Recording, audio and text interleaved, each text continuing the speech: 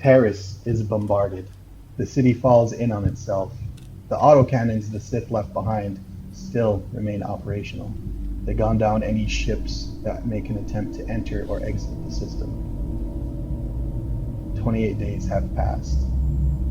The Teresians have risen from the ashes of their previous lives. They do what they can to help one another out, and it seems that many of the social barriers that have formed this city's hierarchy begin to erode.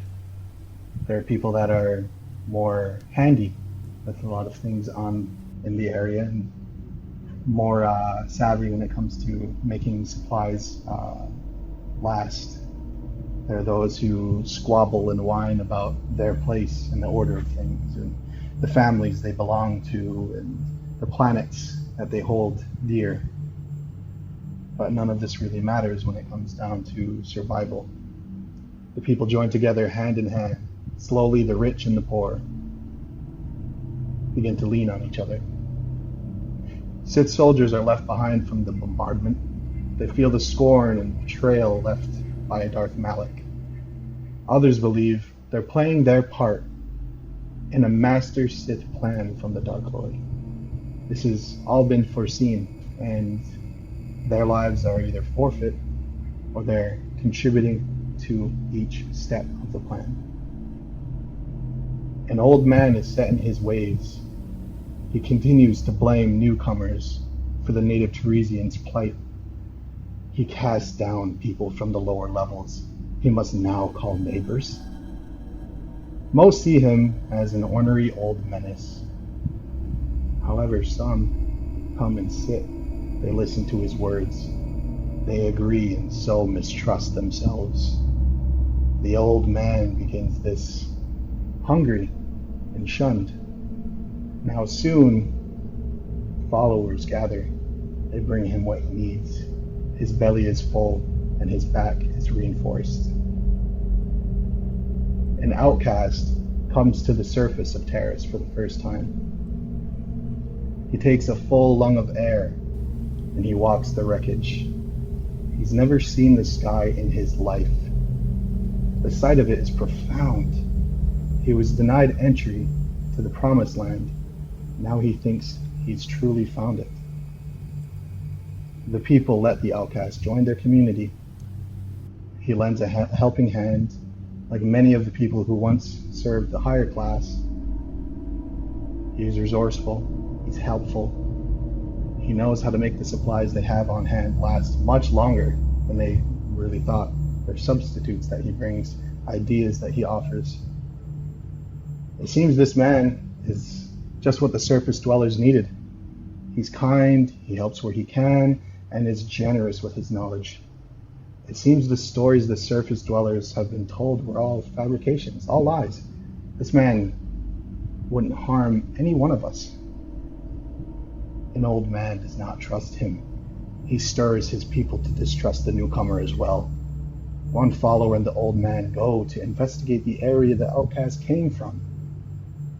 What they find is a door welded shut and a rhythmic banging from the other side. They call to the being on the other side and begin panicking, trying to figure out how to release them. It's clear they don't speak basic. It's only responding with guttural noises and more rhythmic banging. Clearly, the outcast is a liar and abandoned his people. Perhaps this person he's left behind was sick. Truly, the outcast was a coward. The old man's people managed to pry the door open slightly, and one looks into the hole.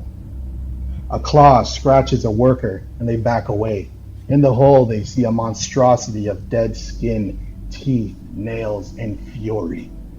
A Sith trooper fires into the hole. They hear an audible thud. They flee the scene with their injured friend. There's a zoom shot toward the hole, then scraping, Suddenly, the rat ghoul rises to the hole, thrusting its head and arm through, scraping metal with its claws.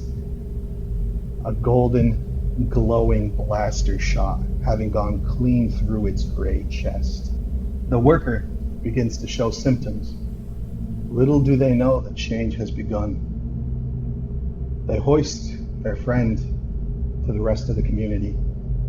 The change is much slower in this version. It comes in stages. It's not like super flashy like in the game. The posse bring their friend in for medical treatment and demand the outcast answer to what happened to the worker. Who are the people that he left behind? What diseases did they carry? What exactly was that creature? They bring the man out into the light in front of everyone. They scuffle, but bring him to his knees and bring the accusation to the rest of the hall. The infected worker is strapped to a table.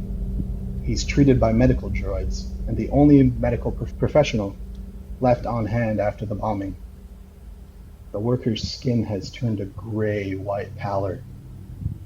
The doctor attempts to sedate the man. It's clear he's in a lot of pain. He's writhing on the table, and there's these long shudders that his body gives out. But as he attempts to put that needle into this man's vein, it breaks. There is a new bone forming under the man's skin. With the lightest of pressure, the skin is punctured by what appears to be a horn or some jutting bone. In retaliation, the man bites the doctor. He grimaces, revealing teeth that have come away with one bite, leaving behind enlarged canines and misarranged, jagged teeth. The community continues to argue about the virtuousness of this man they're accusing. The argument continues, but soon he confesses with a whisper, "We all need to run." The man on the table goes through rapid, painful change. His screams become a call, some mixture of beast and battle cry. Bone cracks, skin shifts, flesh becomes sickly and writhing. The worker transforms on the sterile medical table, surrounded by confused droids. One attempts to sedate him. It swings at the droid. Its transformation is complete. With the impact, it peels away flesh from his ragged hand, revealing the radius and ulna have extended into some imitation of claws. The doctor screams in fear. His irises change. They become black and formless, and this scream becomes a howl. The creature accompanies his howl in unison. The wind carries this call. A scraping, ravenous rat ghoul responds. The echo of its call bounces through the Undercity's many pipes. Soon, dozens of howls join in response. Many bodies join this one lone rat ghoul with the bullet in its chest, and the weld marks begin to give way. The rat ghouls are released to the surface of Terrace, and the remaining Teresians must come together like they never have to survive.